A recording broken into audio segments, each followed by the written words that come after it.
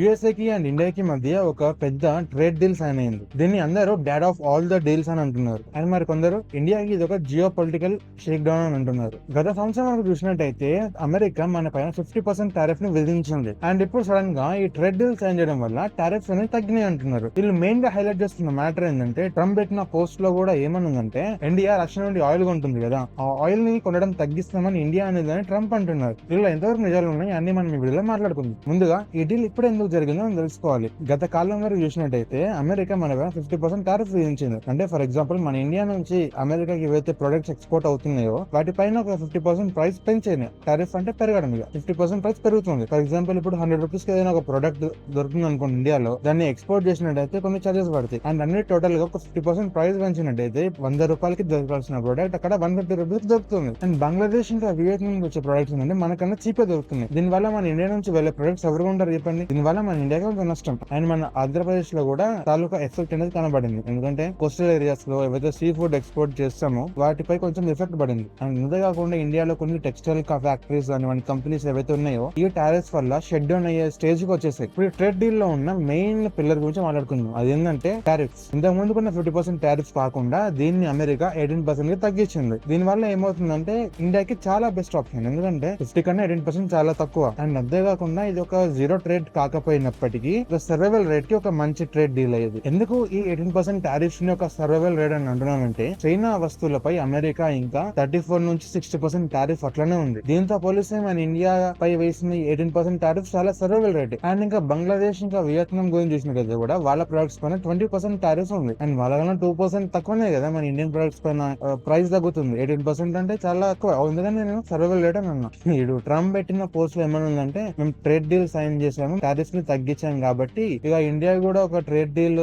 Zero trade deal ని sign చేయబోతుంది అది న్యూస్ స్ప్రెడ్ చేశారు. కానీ మన ఇండియన్ పిఎం ఆఫీస్ లో నుంచి ఎటువంటి న్యూస్ ఇంకా బయటకు రాలేదు. రిడ్యూస్ అంటే టారిఫ్ రిడ్యూస్ బ్యారెల్ కింద మాట్లాడుతున్నారేమో కానీ ట్రేడ్ జీరో అయితే అవ్వలేదు. జీరో ట్రేడ్ ఇస్తుందంటే చాలా వరకు నష్టం. అది ఆ దేశంపై వేసుకుంటున్న ఒక శిక్ష అది. సో జీరో ట్రేడ్ అనేది అవ్వదులేండి, అది పక్కన పెట్టినట్టయితే. ఇప్పుడు ఈ డీల్ లో ఉన్న మోస్ట్ కాంట్రవర్షియల్ పార్ట్ గురించి మాట్లాడుకుందాం. గత కొన్ని ఏళ్లుగా మనం రష్యా నుంచి ఆయిల్ కొంటున్నాం. దీని వల్ల మనకు చాలా లాభం జరిగింది. అండ్ ఈ కొత్త డీల్ ప్రకారం ఏంటంటే, మనం మార్కెట్ లో ఉన్న ప్రైస్ తోనే అమెరికా దగ్గర నుంచి ఆయిల్ కొనాలి. అఫీషియల్ గా ఇండియన్ మినిస్ట్రీ ఇంకా ఎటువంటి టెక్స్ట్ రూపంలో అండ్ లెటర్ రూపంలో ఇంకా మెసేజ్ ఏమి రిలీజ్ చేయలేదు. కానీ అమెరికాకు చెందిన వైట్ హౌస్ అయితే ఒక టెక్స్ట్ రూపంలో రిలీజ్ చేసింది. ఎందుకంటే ఇండియా రష్యా నుంచి ఆయిల్ కొనడం తగ్గిస్తాను ఒప్పుకుంది అన్నట్టు టెక్స్ట్ అయితే రిలీజ్ చేయడం జరిగింది. మరి రష్యా దగ్గర నుంచి మనం ఆయిల్ కొనడం తగ్గించినట్టయితే మనకి ఇంకా ఆయిల్ ఎక్కడి నుంచి దొరుకుతుంది? సో దీని వెనుక ట్రంప్ ఒక ప్లాన్ ఏంటంటే, వెనుజులా వీళ్ళు రీసెంట్ గా అటాక్ చేసి అక్కడ సంబంధించిన ప్రెసిడెంట్ అయితే బంధించారు కదా. అండ్ వెనుజులాని ఇప్పుడు ఆయిల్ హబ్ కి, అంటే మొత్తం ఆయిల్ ఎక్స్పోర్ట్ కి ఓపెన్ చేయాలని చూస్తున్నాడు. ఇది కూడా ఎందుకు టెక్నికల్ గా కొంచెం ఇంపార్టెంట్ అంటే, మన దగ్గర ఉన్న రిఫైనరీస్ ఏవైతే ఉన్నాయో అవి కొంచెం సోర్ గా ఉండే క్రూడ్ ఆయిల్ ని ప్రాసెస్ చేయడానికి తయారు చేయబడ్డాయి. అండ్ రష్యన్ ఆయిల్ ఏమో సోర్ గా ఉంటుంది. అండ్ వెనుజులాకి సంబంధించిన ఈ క్రూడ్ ఆయిల్ ఏమో స్వీట్ గా ఉంటుంది. అండ్ కొంచెం మ్యాచ్ చేసి చూసినట్టయితే మన రిఫైనరీస్ కి ప్రాసెస్ చేయడానికి ఇంకో బెస్ట్ ఆప్షన్ రష్యన్ ఆయిల్ కాకుండా ఏంటంటే వెనుజులా ఆయిల్. అండ్ ఇంతకు ముందుకు ఏంటంటే రష్యా నుంచి మనం ఆయిల్ కొంటే $10 నుంచి $20 డిస్కౌంట్ దొరికేది. ఇప్పుడు ఒకవేళ ఈ వెనుజులా నుంచి కొన్నట్టయితే మన మార్కెట్ లో ఉన్న ప్రైస్ కి కొనాలి. దీని వల్ల మన ఇండియాలో ఈ పెట్రోల్ ఇంకా డీజిల్ ఈ ఆయిల్ రేట్స్ పెరిగే ఛాన్స్ ఉంది. ఈ డీల్ లో ఎటు చూసినా కూడా అమెరికాకి చాలా పెద్ద లాభంలా కనబడుతుంది. ఇండియా అమెరికాకి ఏం ప్రాబ్లమ్స్ చేసిందో తెలుసా? మనం 500 బిలియన్ అంటే 50,000 కోట్ల డాలర్స్ విలువ చేసే వస్తువులు అమెరికా నుంచి కొంటామంట. ఇది సిమిలర్ గా 2020లో అమెరికాకి చైనాకి మధ్య జరిగిన డీల్ లాగానే ఉంది. అండ్ ఇండియా మెయిన్ గా ఏం కొనాలి అంత డబ్బుల కంటే? ఎనర్జీకి సంబంధించిన వస్తువులు, సివిల్ ఏవియేషన్ అండ్ డిఫెన్స్ కి సంబంధించిన వస్తువులు కూడా కొనాలంటున్నారు. ఇందులో క్లియర్ స్ట్రాటజీ ఏంటంటే, చైనాని ఎన్కౌంటర్ చేయడానికి ఇండియా అమెరికా దగ్గర నుంచి F-35 స్టెల్త్ ఫైటర్ జెట్స్ ని కొందామని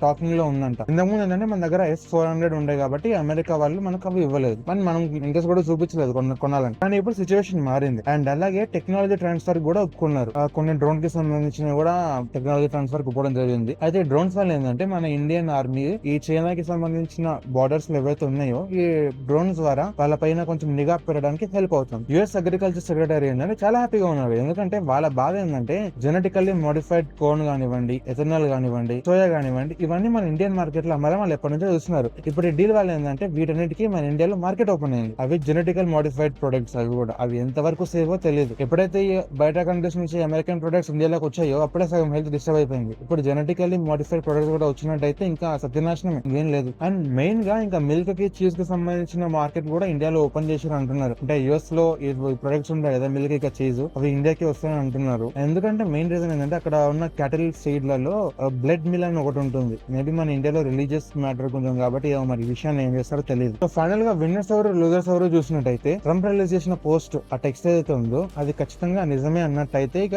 ఖచ్చితంగా యూఎస్ఏ గెలిచినట్టే. ఎందుకంటే ఇండియాకి రష్యాకి ఉన్న లింక్ కొన్ని కట్ చేసినట్టే. ఆయిల్ తగ్గించింది అనుకోండి ఇండియా, కొంచెం లింక్ కట్ అయినట్టే. దీని ద్వారా యూఎస్ఏ విన్ అయినట్టు. ఎందుకంటే యూఎస్ఏ ఎప్పటి నుంచో ట్రై చేస్తుంది అదే. ఇప్పుడు రష్యా కూడా ఈ యుక్రెయిన్ పైన అటాక్ చేస్తుందంటే కొన్ని పెద్ద దేశాలు ఆయిల్ కొనడం వల్లనే, అది రష్యా దగ్గర. అప్పుడే కదా ఫండ్స్ వచ్చి అటాక్స్ జరిగేది. ఒకవేళ ఫండ్స్ లేకపోతే అటాక్స్ ఎందుకు జరుగుతుంది చెప్పండి. ఇంకా 500 బిలియన్ బిజినెస్ అనేది ఓపెన్ అయింది ఈ అమెరికాకి, ఇండియాలో. ఇది కూడా యూఎస్ఏ కి విన్నరే కదా, యూఎస్ఏనే కదా విన్నర్. అండ్ ఒకవేళ ట్రంప్ పెట్టిన పోస్ట్ ఖచ్చితంగా నిజమైంది అనుకోండి, ఈ రష్యా ఏంటంటే ఇండియా ఒక పెద్ద బిజినెస్ డీలర్ ని కోల్పోయినట్టు. అండ్ ఇండియాలో కూడా ఒకవేళ క్రూడ్ ఆయిల్ అనేది వెనిజులా నుంచి నిజంగా కొన్నట్టయితే మార్కెట్ లో ఉన్న ప్రైస్ కి కొంటారు కాబట్టి ఈ పెట్రోల్ ఇంకా డీజిల్ ప్రైస్ అనేది పెరిగే ఛాన్స్ ఉంది. చైనాకి కూడా కొంచెం ఎఫెక్ట్ అవుతుంది. ఎందుకంటే చైనాకి 34 నుంచి 60% టారిఫ్స్ ఉన్నాయి. మన ఇండియాకి ఏమో 18% టారిఫ్ ఉంది. సో దీనివల్ల ఏంటంటే మన ఇండియన్ ప్రొడక్ట్స్ ఎక్కువగా కొనే ఛాన్స్ ఉంది. మెయిన్ గా మన ఇండియన్ ఫార్మర్స్ దెబ్బతినే ఛాన్స్ ఉంది. ఇప్పుడు నిజంగా అంత వాల్యూ చేసే ప్రొడక్ట్స్ ఇండియా కొన్నట్టే అనుకున్నాం ఎక్కడ నుంచి, అమెరికా నుంచి. సో మా ఒకేసారి ఎక్కువ ప్రొడక్ట్స్ రావడం అనేది మన ఇండియాకి సంబంధించిన ప్రొడక్ట్స్ ఎవరు కొంటారు చెప్పండి. ఇప్పుడు మీరు మార్కెట్ లోకి వెళ్తే మేడ్ ఇన్ యూఎస్ఏ ప్రొడక్ట్ ఎక్కువ మంది ఆసక్తి చూపిస్తారు కొనడానికి. మేడ్ ఇన్ ఇండియా ప్రొడక్ట్స్ మీరు జెన్యూన్ గా ఆన్సర్ చెప్పండి కామెంట్ సెక్షన్ లో. అండ్ ఒకవేళ మీకు ఈ వీడియో నచ్చినట్లయితే కింద కామెంట్ సెక్షన్ లో చెప్పండి. అండ్ లైక్ చేసి సబ్స్క్రైబ్ చేయండి. కలుద్దాం నెక్స్ట్ వీడియోలో.